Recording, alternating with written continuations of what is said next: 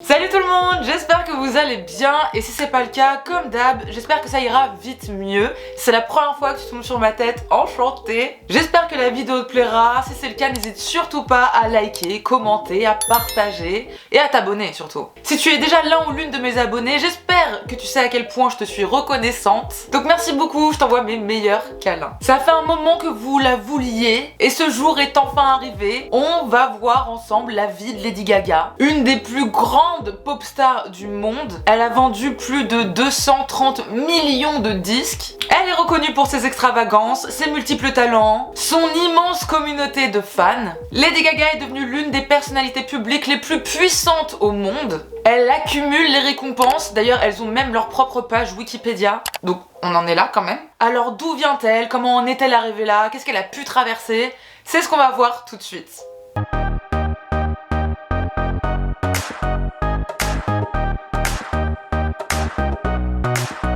Lady Gaga, de son vrai nom Stephanie Joan Angelina Germanotta, est née le 28 mars 1986 à New York. Elle a des origines italiennes de ses deux parents et québécoises de sa mère. Stephanie a la chance de profiter d'une enfance aisée. Son père, Joseph Germanotta, est un entrepreneur à succès. Son entreprise s'occupe d'installer le wifi dans des hôtels et sa mère Cynthia est une femme au foyer. Elle a également une petite sœur qui s'appelle Nathalie, née en 1992 et qui est maintenant styliste. Dès ses 4 ans, sa mère la pousse au piano afin qu'elle devienne une jeune femme cultivée. Elle joue au piano quotidiennement.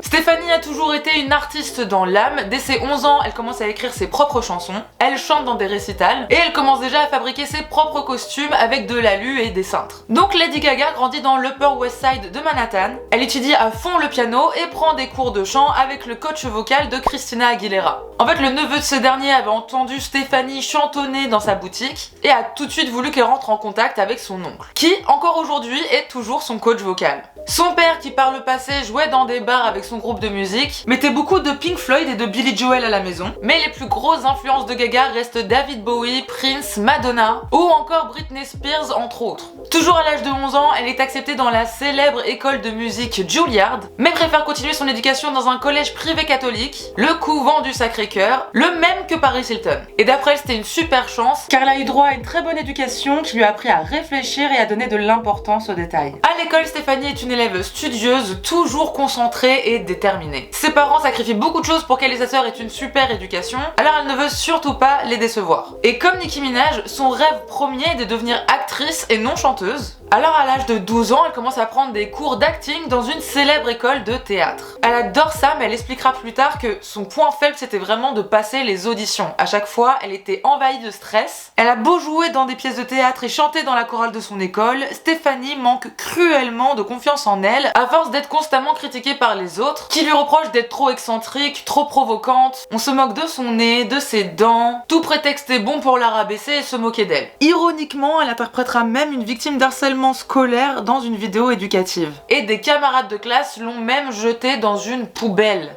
Elle se faisait donc sévèrement harceler à l'école et ses intimidations l'ont marquée à vie. I just sometimes feel like a loser still, you know?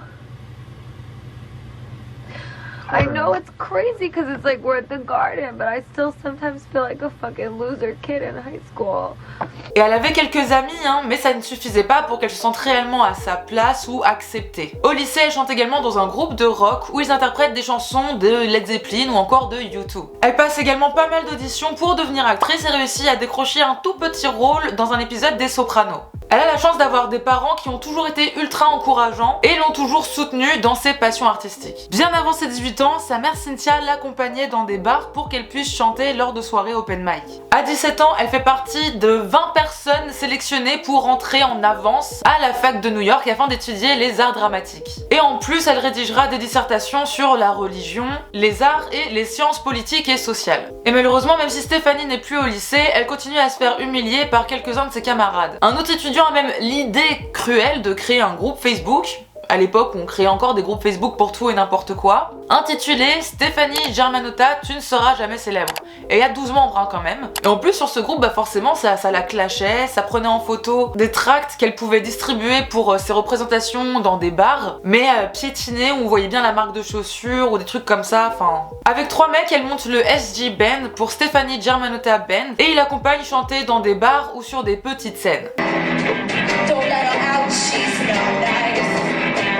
À 18 ans, en 2005, elle décide d'abandonner ses études pour se consacrer entièrement à sa carrière musicale. Ses parents lui laissent 1 an pour signer un contrat avec une maison de disques, sinon elle devra retourner à la fac reprendre ses études. Et malheureusement pour elle, c'est là que les galères commencent. Elle s'installe dans un tout petit appartement et travaille comme serveuse afin de se faire un peu d'argent en plus de ce que ses parents lui versent. À force de faire des représentations avec son groupe, elle arrive à décrocher des opportunités intéressantes comme chanter lors d'un événement retransmis à la télévision en 2005.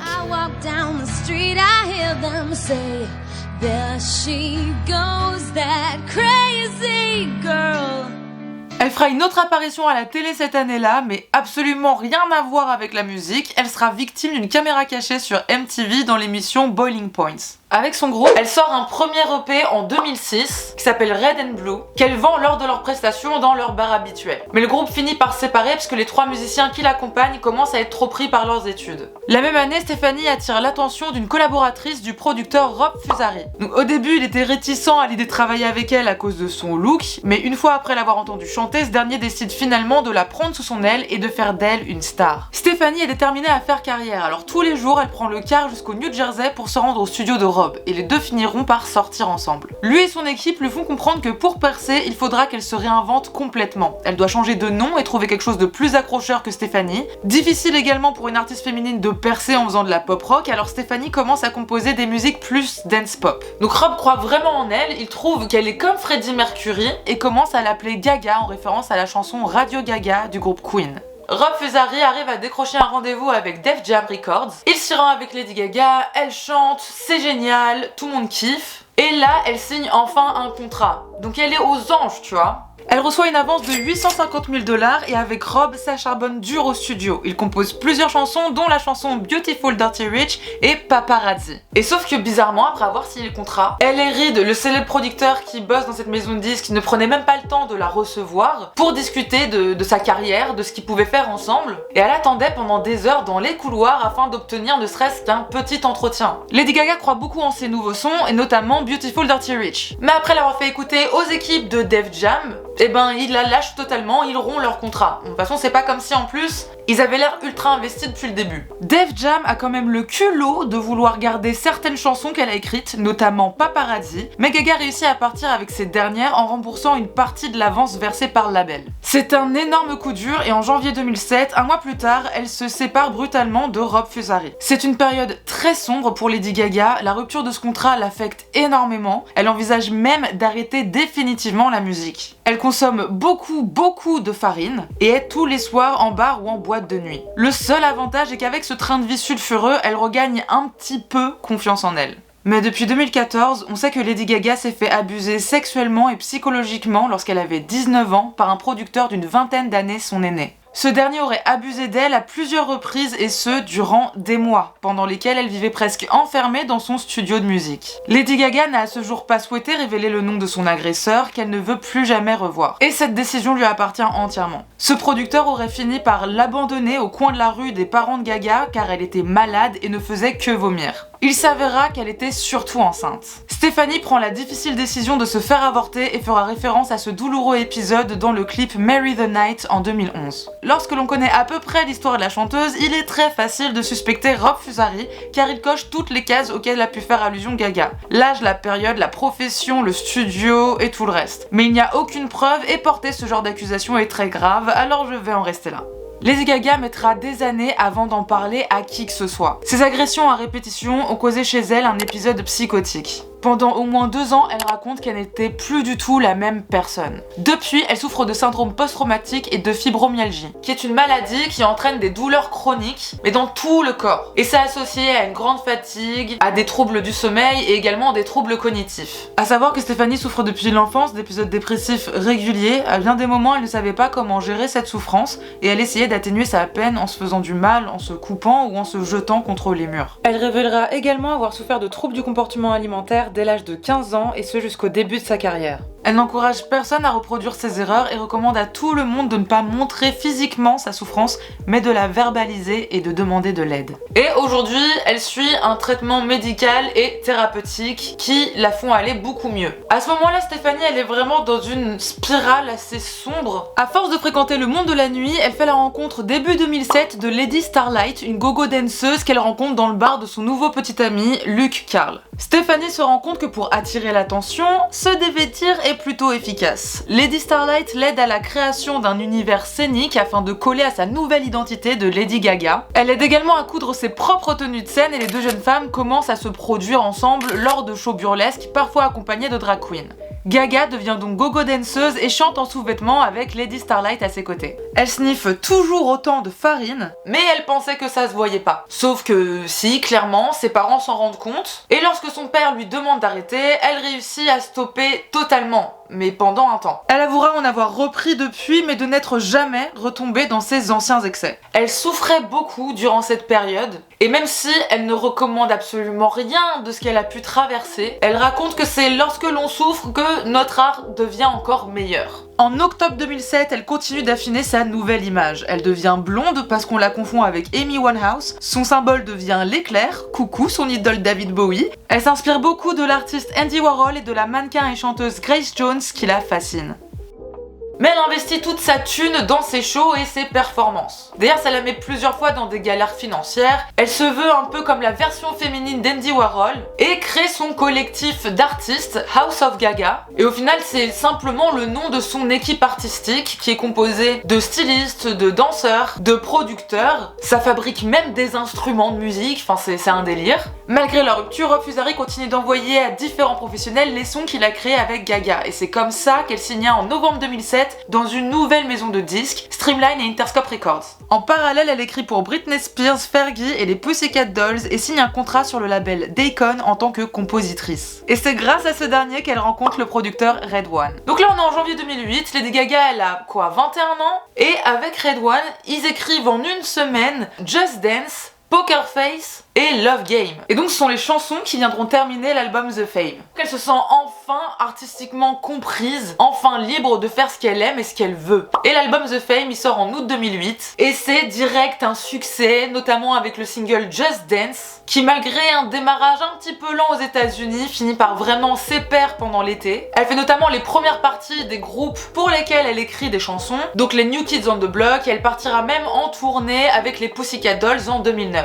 Et de mars à septembre 2009, elle partira en tournée solo avec The Fame Ball. Elle remporte cette année-là son tout premier Grammy pour meilleur album dance et la chanson Poker Face gagne même le Grammy de la meilleure chanson dance. Et ça se voit qu'elle dépense quand même beaucoup d'argent dans ses performances, qu'elle veut ultra soignée, très provocante, artistique, comme elle est finalement. Il y a également sa performance de paparazzi au VMA de 2009 où à la fin elle meurt, il y a du sang et tout, enfin c'est incroyable. Elle pousse vraiment son art. Quand elle veut faire passer un message, elle y va pas par 4 chemins, Lady Gaga. Après sa tournée, elle sort l'album The Fame Monster qu'elle a écrit et enregistré pendant sa tournée mondiale. Et en fait, c'est l'album The Fame avec 8 nouveaux titres en plus, notamment Bad Romance, Téléphone featuring Beyoncé. Oui, déjà des featuring avec le gratin du gratin. Un titre qui avait notamment été refusé par Britney Spears. Et d'autres singles comme le magnifique Alejandro ou encore Dance in the Dark. Elle sera en tournée mondiale pendant 1 an et demi avec The Monster Ball Tour. Et c'est un vrai spectacle avec des interludes, des changements de costumes tout le temps, des vidéos pour chaque transition, enfin c'est un délire. Et d'ailleurs la tournée génère plus de 200 millions de dollars. En octobre 2009, elle participe à la marche pour l'égalité à Washington, où elle donnera un discours super inspirant, parce que très tôt, Lady Gaga est une avocate pour les droits de la communauté LGBTQ+.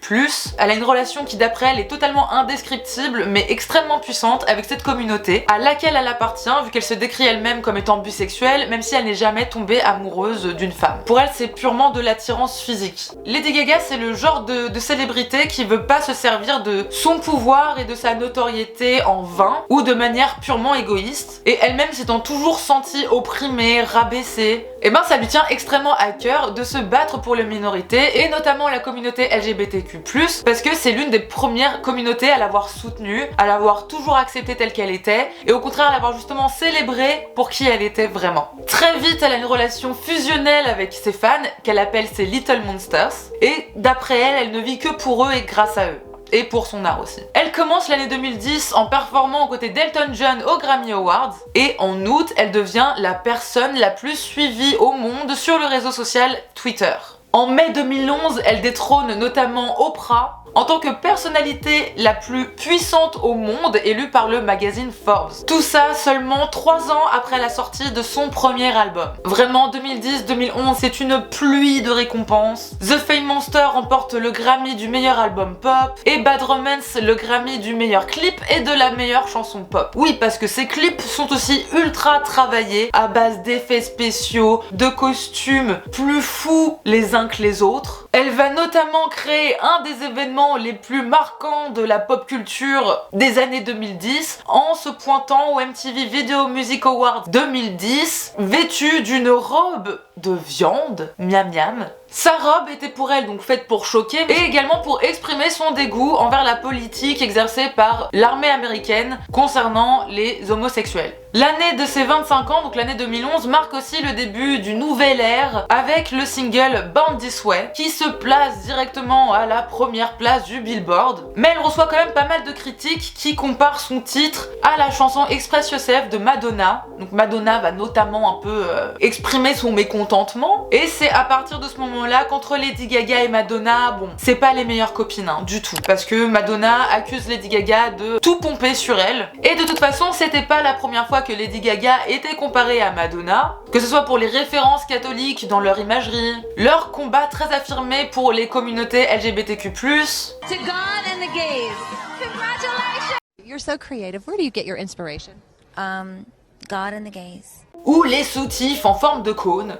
Bref, il y avait pas mal de points de similitude. D'ailleurs, Madonna va même s'amuser pendant sa tournée MDMA de 2012 à interpréter sa chanson Express Yourself, directement suivie par Born This Way, pour montrer à quel point les deux chansons pouvaient se ressembler. Lady Gaga a toujours nié un quelconque plagiat de quoi que ce soit. L'album du même titre sort en mai 2011 et c'est un succès direct. Il se place à la première place du Billboard avec des singles de dingue en même temps. Born This Way, You and I, The Age of Glory, Marry the Night, avec des clips, c'est carrément des courts-métrages, c'est magnifique à voir. Et de toute façon maintenant c'est déjà un peu de notoriété publique que Lady Gaga c'est pas juste une petite pop star qui enchaîne les disques histoire de faire plein de thunes. Non, là il y a vraiment une expression artistique, il y a vraiment de la recherche. La même année elle va également rencontrer l'acteur et mannequin Tyler Kinney lors du tournage du clip You and I, et il deviendra rapidement son petit ami. Au début de l'année 2012, Lady Gaga elle prend un break, le plus long break depuis le début de sa carrière. Bon, ça va durer que 3 mois durant lesquels elle va tout de même monter la fondation Born This Way avec sa mère. Donc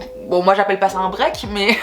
Et le but premier de cette association est d'encourager le bien-être des jeunes, tant sur l'aspect physique que mental, afin de rendre le monde meilleur et surtout plus bienveillant. Après ça, elle va commencer le Born This Way Ball Tour et va également participer au défilé Mugler. Et Lady Gaga, en plus d'être innovatrice dans la musique, est innovatrice dans le monde de la parfumerie, parce qu'en septembre 2012, elle va sortir avec Coty le parfum The Fame, et là où c'est innovant, c'est que le parfum est de couleur noire, sauf que quand tu le pchit là, il est transparent. Et Lady Gaga ne voulait pas sortir de parfum si il ne pouvait pas trouver comment faire ça. Et ben les scientifiques de chez Coty ont réussi à créer cette technologie. Donc merci Lady Gaga pour cette avancée. I have an interesting mind, but I want to smell like a slut, to be totally honest.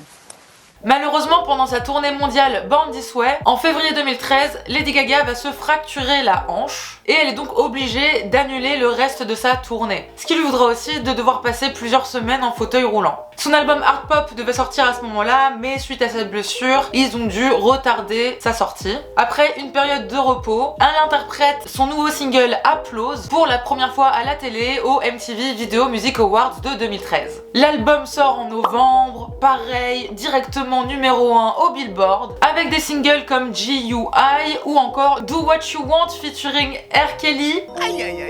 Et d'ailleurs cette chanson, suite au scandale créé par le documentaire Surviving R. Kelly, où grâce aux témoignages de victimes on se rend compte à quel point ce mec-là est horrible et dégoûtant, Lady Gaga annonce en 2019 le retrait de toutes les plateformes de streaming de cette chanson. Heureusement pour les fans de la chanson, il reste encore une version avec Christina Aguilera. En 2013, elle crée son propre réseau social, un safe space pour tous ses fans, littlemonsters.com. De mai à novembre 2014, elle part pour le Art Pop Ball Tour. On va apercevoir un nouveau changement de look fin d'année 2014 puisqu'elle sort un album de pop jazz avec Tony Bennett. Cet album sera le 3e album pour Lady Gaga à se placer directement à la première place du classement. Finalement, ce changement, on pourrait limite dire à 360 degrés, paye. Et c'est super cool de pouvoir entendre la voix de Lady Gaga dans un autre registre que celui de la dance, de l'électro, de la pop. Début 2015, elle se fiance avec son petit ami de longue date, Taylor Kinney. Elle fait également ses débuts en tant qu'actrice dans la série American Horror Story, où elle jouera dans les saisons 4 et 5.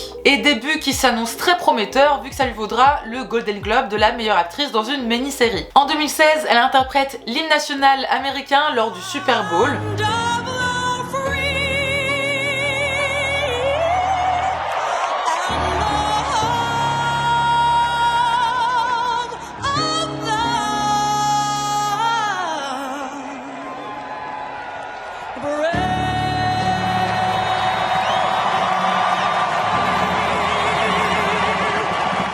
Elle coécrit également la chanson Till It Happens to You pour le documentaire The Hunting Ground qui aborde les violences sexuelles dans les campus américains. La chanson est nommée pour un Grammy et elle l'interprétera lors de la cérémonie des Oscars accompagnée d'une 50aine de survivants et de survivantes. Donc on est encore une fois sur une prestation ultra touchante et impactante. En septembre 2016 sort son nouveau single Perfect Illusions, qui n'est pas super bien reçu par la critique et qui connaît un succès modéré, sauf en France où le single se place à la première place. Le mois suivant sort son nouvel album, Joanne, qu'elle a écrit en hommage à sa tante qui porte le même nom et qui est décédée à l'âge de 19 ans du lupus. Les autres singles seront Hey Yo et également Million Reasons, chanson qui parle de sa rupture avec Taylor Kinney, avec qui elle était fiancée et sortait depuis maintenant 7 ans. En février 2017, c'est une immense consécration pour Lady Gaga car elle performe le show pour la mi-temps du Super Bowl. C'est juste le show le plus regardé au monde et c'était vraiment un spectacle réussi et calibré mais comme jamais. En août, encore une fois, elle part en tournée mondiale pour son nouvel album The Joanne World Tour. L'album est très différent de ses anciens, cette fois elle explore les genres de la country et de la pop rock. C'est vraiment son air la plus sous-cotée je trouve, avec des chansons géniales passées totalement inaperçues comme John Wayne. Dans la foulée sort également un documentaire Netflix, Lady Gaga 5'2", où on peut la voir dans son quotidien et préparer sa performance au Super Bowl. Et c'est là aussi on peut se rendre compte de ces douleurs qu'elle subit au quotidien à cause de sa fibromyalgie. Et elle doit même annuler plusieurs dates de concert à cause de sa maladie. À la fin de l'année 2017, elle se met en couple avec l'agent de star Christian Carino et elle sera même fiancée une nouvelle fois. On la revoit jouer la comédie en 2018 dans le film à succès A Star is Born, réalisé avec Bradley Cooper. C'est un immense succès. Dans le film, elle interprète la chanson Shallow avec Bradley Cooper qu'elle a coécrite. La chanson va dépasser le milliard de streams sur YouTube et Spotify et va être récompensée de 2 Grammy. Pour la meilleure performance pop en duo et pour la meilleure chanson originale. En plus de ça, elle va avoir un Golden Globe, mais également un Oscar pour la meilleure chanson originale. Et elle va également interpréter la chanson avec Bradley Cooper lors de la cérémonie. Lady Gaga devient donc la première artiste à recevoir un Oscar, un BAFTA, un Grammy et un Golden Globe, tout ça la même année. Donc moi j'ai qu'une question, c'est ils sont où les 12 membres là du groupe soi-disant elle sera jamais célèbre? Hein? Vous êtes où?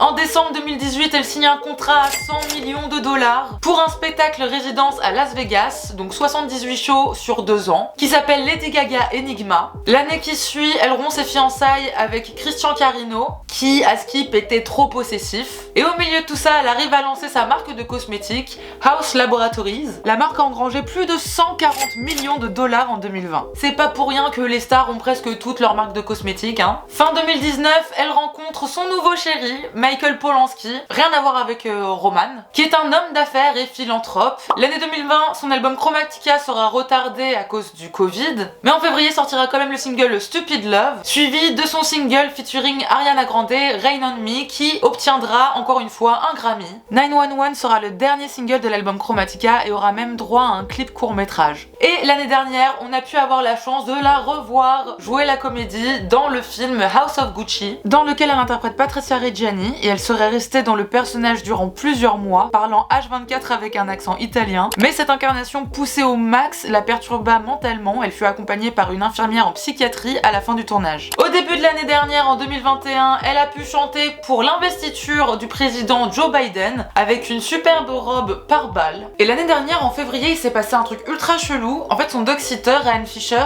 celui qui promène ses 3 bulldogs français, s'est fait tirer dessus en pleine rue et 2 des chiens furent dognappés. Ryan a pu se rétablir de ses blessures et Lady Gaga annonça une récompense de 500 000 $ à quiconque ramènerait ses chiens. Une femme se présenta à un poste de police avec les 2 bulldogs français mais ne reçut aucune récompense étant donné qu'elle était finalement liée au dognapping. 5 suspects furent arrêtés. Ryan Fisher resta vivre chez Lady Gaga pendant plusieurs mois après cette attaque où il eut un accès à un thérapeute. Elle fait une nouvelle résidence à Las Vegas mais cette fois qui s'appelle Jazz and Piano, donc rien à voir avec Lady Gaga Enigma, on est sur un autre style encore une fois. Et elle sort un nouvel album en duo avec Tony Bennett. Ce deuxième album avec le chanteur de 95 ans leur vaudra la 8e place et un Grammy en 2022. Et elle est à fond derrière sa fondation Born This Way. Elle a notamment sorti un livre d'anecdotes sur la bienveillance avec sa mère en 2020, Channel Kindness, et une formation en ligne est dispo pour savoir comment venir en aide aux personnes qui ont des problèmes de santé mentale. Si vous voulez des petites anecdotes à propos d'elle, elle mesure 1m57, elle est toute petite elle aussi comme Ariana Grande, c'est également la marraine des 2 petits garçons d'Elton John, et elle fume de temps en temps de la Marie-Jeanne lorsqu'elle écrit ses chansons, mais pas énormément pour pas que ça abîme sa voix. Et c'est quoi la suite pour Lady Gaga? Apparemment elle aimerait bien être maman, écrire sa propre comédie musicale et jouer dans une comédie romantique. Malgré avoir été longtemps rejetée à cause de son excentricité, elle a réussi à faire de cette dernière une force. Au début de sa carrière, beaucoup avaient du mal à la prendre au sérieux à cause de cela, mais elle n'a jamais abandonné. C'est une passionnée qui dédie sa vie à son art. Une véritable artiste et femme d'affaires qui semble pouvoir tout faire et chanter tous les genres musicaux, de l'électro au jazz jusqu'au rock. J'adore et admire énormément le fait qu'elle se bat de manière si concrète et honnête pour les gens qui souffrent, notamment via sa fondation Born This Way. Donc Lady Gaga est une survivante qui, malgré ses douleurs chroniques, ses problèmes de santé mentale, etc., réussit à être une bête de scène. C'est une des meilleures vocalistes de sa génération et elle a toujours fait en sorte que tout le monde se sente aimé, accepté et écouté tel qu'il est.